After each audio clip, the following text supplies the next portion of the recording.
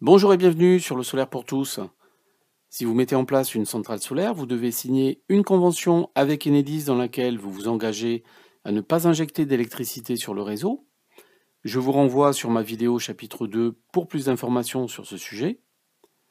Nous allons voir dans cette nouvelle vidéo quel dispositif utiliser pour faire ce que l'on appelle du zéro injection.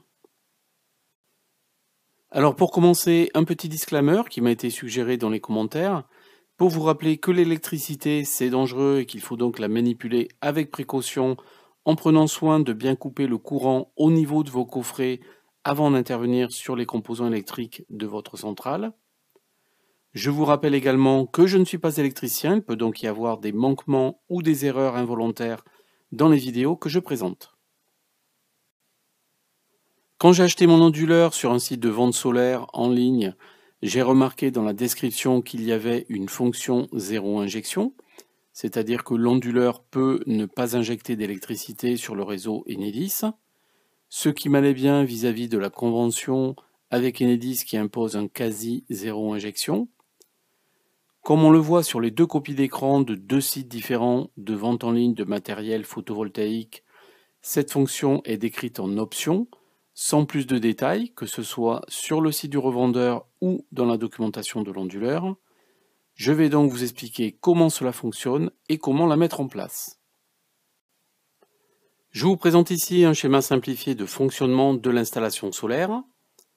On retrouve à droite l'onduleur qui, grâce au panneau photovoltaïque, produit de l'électricité qui est poussée sur le réseau électrique de la maison et utilisée par les différents appareils en fonctionnement.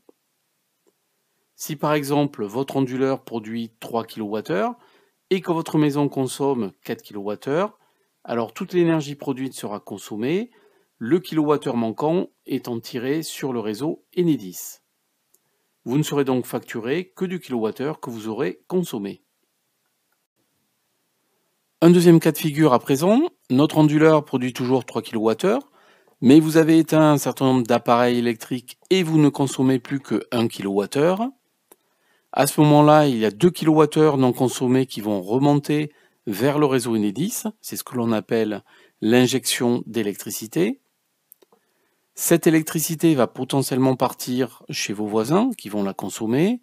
Elle leur sera facturée par Enedis, qui par contre ne vous donnera pas un seul euro, sauf si votre installation photovoltaïque a été faite par un professionnel et que vous avez signé une convention de revente d'électricité. Dans tous les cas de figure, votre compteur Linky va enregistrer en continu le nombre de kilowattheures que vous avez injecté sur le réseau. Vous pourrez donc le retrouver au niveau du compteur.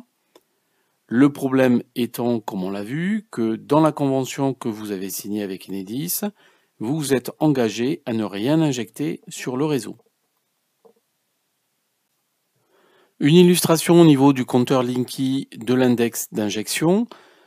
Sur votre compteur, vous appuyez plusieurs fois sur la touche plus et vous allez voir apparaître au bout d'un moment l'index d'injection avec le nombre de kilowattheures que vous avez injecté sur le réseau.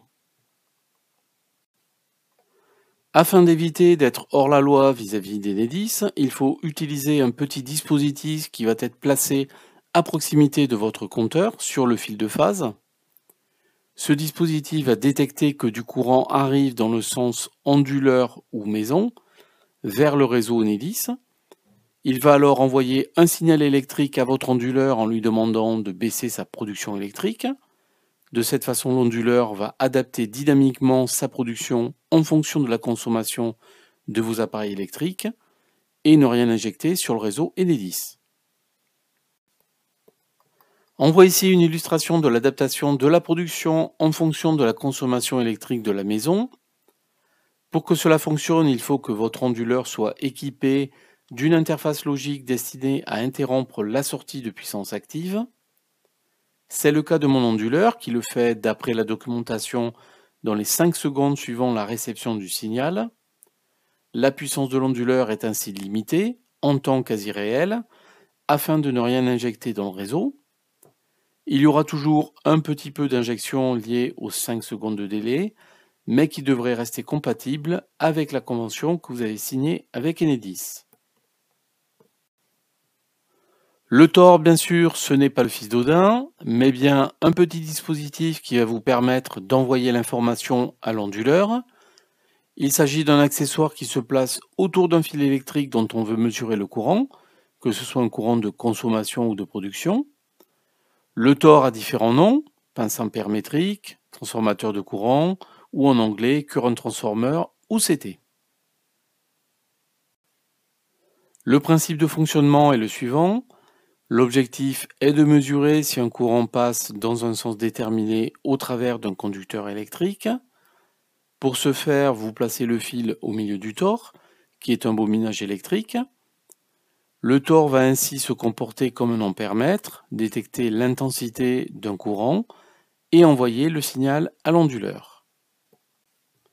Le Tor dont j'ai besoin est vendu sur le site sur lequel j'ai acheté mon onduleur, pour la modique somme de 36 €.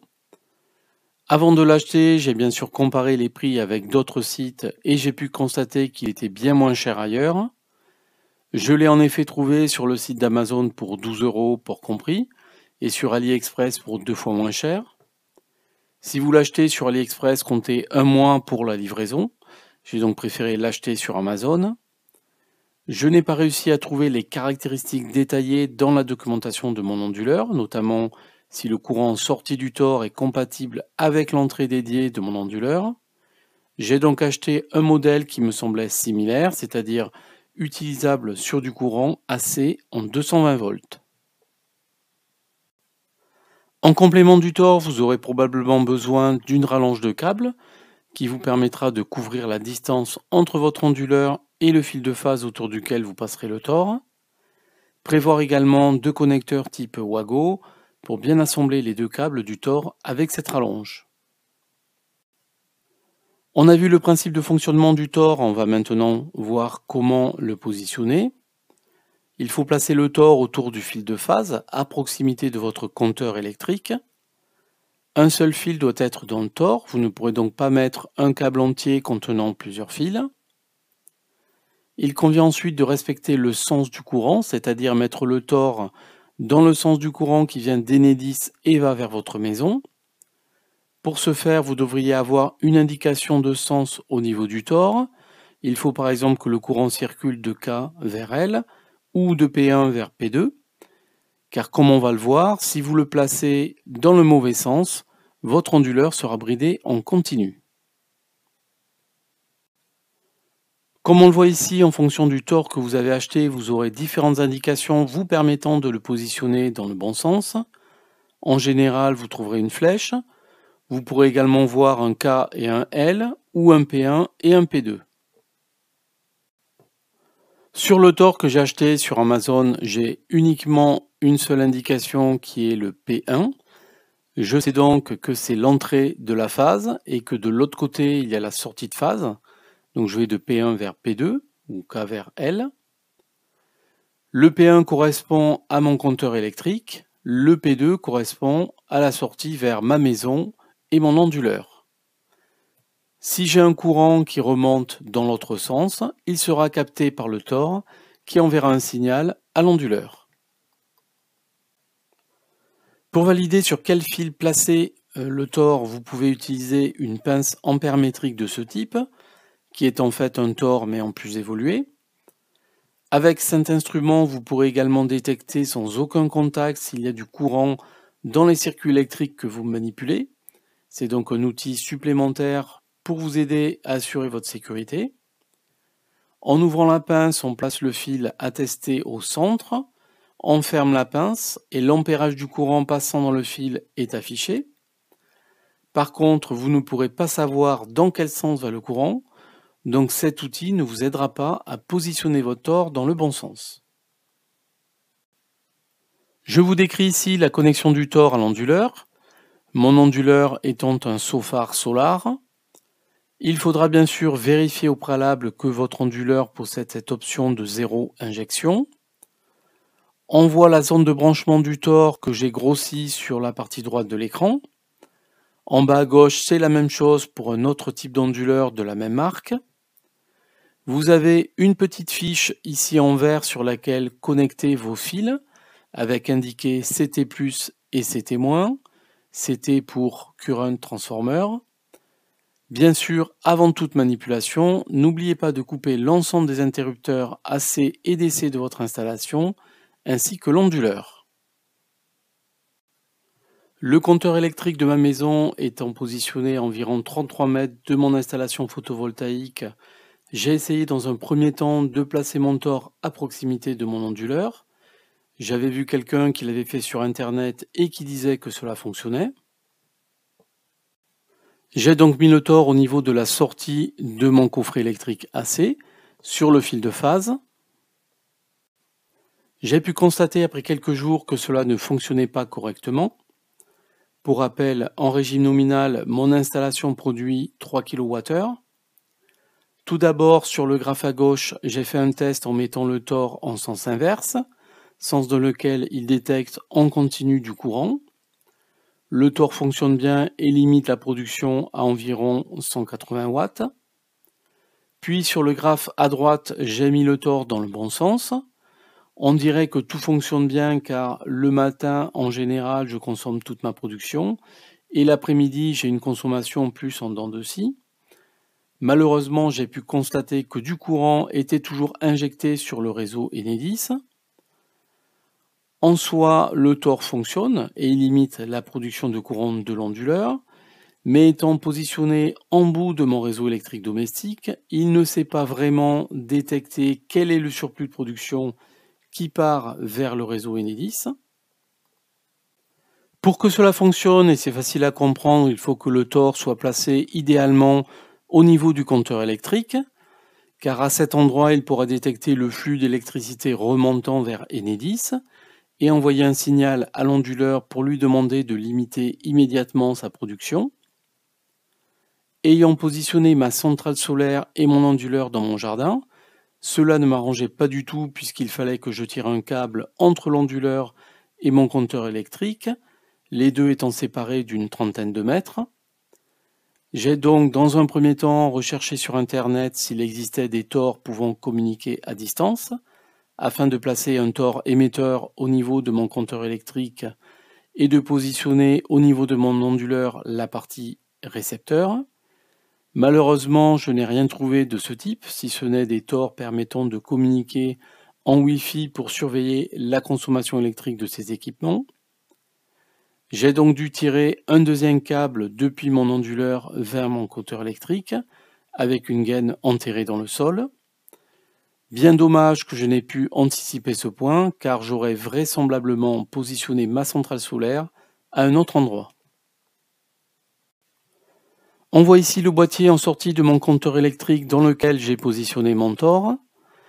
Comme vous le constatez, l'installation est assez ancienne et me semble un peu, olé olé, bien qu'ayant été faite à l'origine par des électriciens professionnels. J'ai prévu de remplacer ce boîtier minuscule par un boîtier plus grand, car de toute façon, avec le tore, je ne peux plus fermer le boîtier. Je suis en triphasé, j'ai donc recherché le bon fil de phase, parmi 3, sur lequel positionner mon tore. Il s'agit du fil de phase reliant la zone 3 qui correspond à l'arrivée de mon garage, dans lequel j'ai branché mon entrée d'onduleur. J'aurais pu également positionner le tore autour des 3 fils de phase, mais comme on le voit, la configuration du boîtier ne le permettait pas. Ici, le résultat obtenu avec toujours en premier lieu à gauche un test avec le tore positionné en sens inverse. On voit qu'il fonctionne car la production de l'onduleur est limitée en continu. À droite, le test dans le bon sens avec un pic de production correspondant à la consommation de mon ballon d'eau chaude que je fais fonctionner en début d'après-midi. Et à partir d'environ 16 heures, une production qui s'adapte à une consommation plus basse. À noter que le ciel était couvert ce jour-là, donc la courbe est moins significative, car la production monte à seulement 1 kWh contre 3 kWh de production maximale. Au niveau de la configuration de votre onduleur, c'est assez simple. Vous allez dans le menu système de l'onduleur, vous entrez votre mot de passe, puis vous allez aller dans le menu de gestion du reflux d'énergie, donc vous le mettez à actif, Enable. Vous choisissez le mode CT pour Current Transformer, Puis vous allez rentrer la quantité d'énergie qui pourra repartir sur le réseau Enedis. Donc bien sûr, vous mettez 0. Vous validez le tout et c'est terminé. Pour terminer, une synthèse des coûts pour activer cette option de 0 injection. J'ai donc acheté un Thor, de la gaine électrique, du câble électrique et un sachet de Wago. J'en ai eu au total pour 57 €. Cette vidéo est à présent terminée, merci de l'avoir suivie. N'hésitez pas à vous abonner à la chaîne et à cliquer sur le pouce bleu. Et je vous dis à très bientôt pour une nouvelle vidéo.